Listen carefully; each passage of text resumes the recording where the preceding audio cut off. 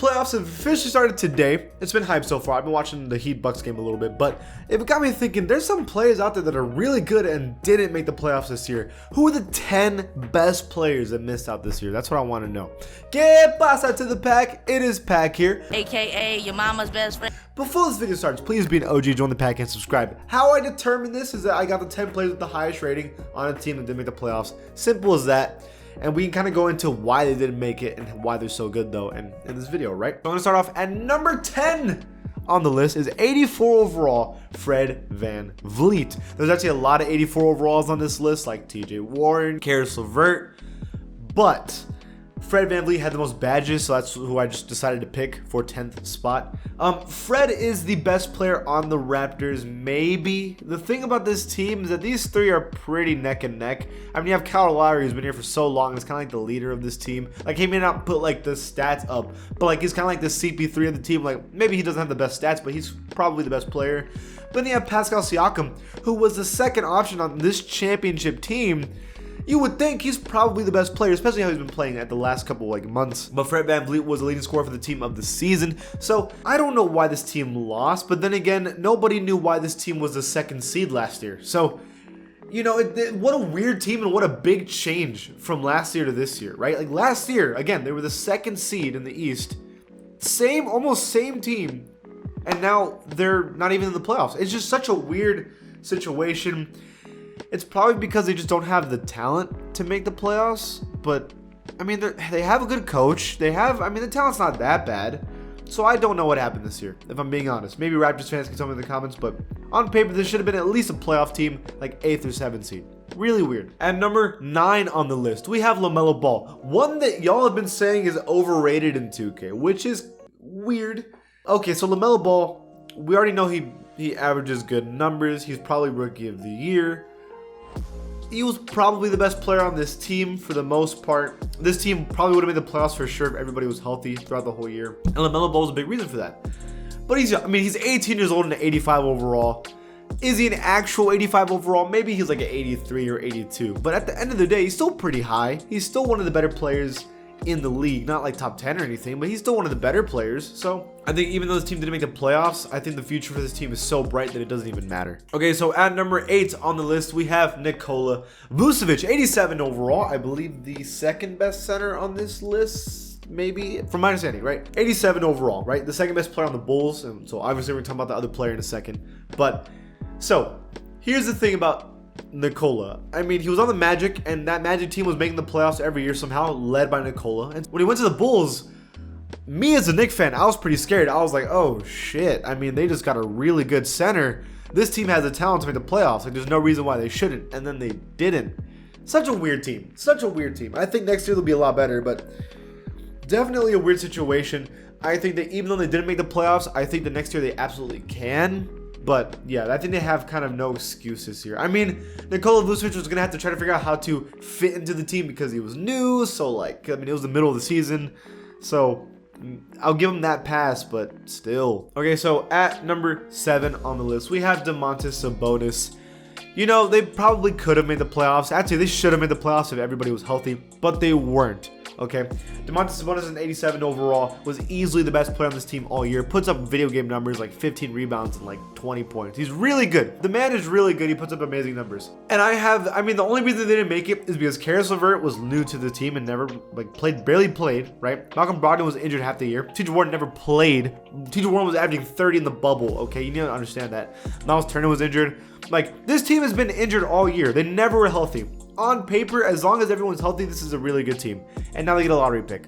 I don't think they're complaining. Next year's going to be interesting. Okay, so at number 6, it is San Antonio Spur DeMar DeRozan. This man is known for making the playoffs every year with the Raptors, right? And for the Spurs, he legitimately hasn't. And it's annoying. And it's frustrating to see that this man...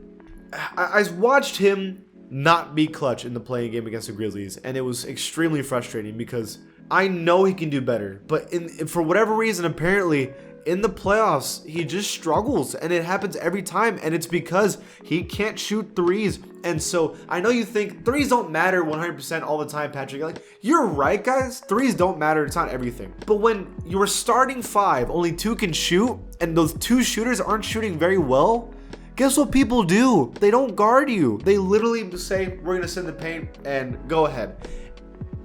How are you going to win when there's no spacing? You can't win. And so I love DeMar, but I don't think he's going to stay on the Spurs. I think it's not enough. He is not enough for the Spurs to win. And it's going to sound toxic, but he's a cancer to this team because as long as he's on the floor and the shooting doesn't get better, he's bad for the team. It's just facts. At number 5 on the list, it is the Sacramento Kings. Can I just say, the Kings are impressive every year because they do not have the talent, but De'Aaron Fox, 87 overall, somehow gets them in kind of a position. Like, they're always in the fight to make the playoffs every year lately, and they don't have the talent.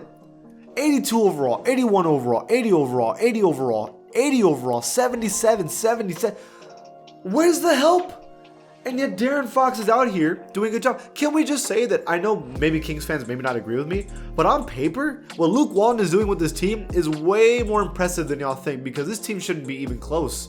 And yet, De'Aaron Fox and Luke Walton find a way. He is 87 overall and just 22 years old. This team has a bright future. And if they get a good lottery pick and Tyrese gets better next season, they should be able to make the playoffs eventually. Like, they're getting there. So at number 4, we have Thunder's SGA. Not too much to say about this. He's an 87 overall. Really good point guard. A lot of promise. This team is garbage on paper. I know that the thing is, it's not that they're garbage because they're actually not garbage. If they actually took the season seriously and everyone was healthy and they tried to win games, they win. They won last season. They won a little bit this season at the start. Like, this team can win. It's just that, because SGA got hurt, they kind of were just like, let's just go for a lottery pick. And hopefully they get to keep the lottery pick too. Okay, for the Timberwolves, Karl Anthony Towns at number 3, right? I don't know why we give this man so much of a pass because we talk about how he's one of the best centers in the league and like consistently he's missing the playoffs. But he was hurt this year, so was D'Lo. Anthony Edwards was a rookie. I know. And I've already talked about how much this team has promised, but Cat, we're going to need to see a lot next season because if everyone's healthy, there's no excuse anymore. If you don't make the playoffs next year, then like, what are y'all doing?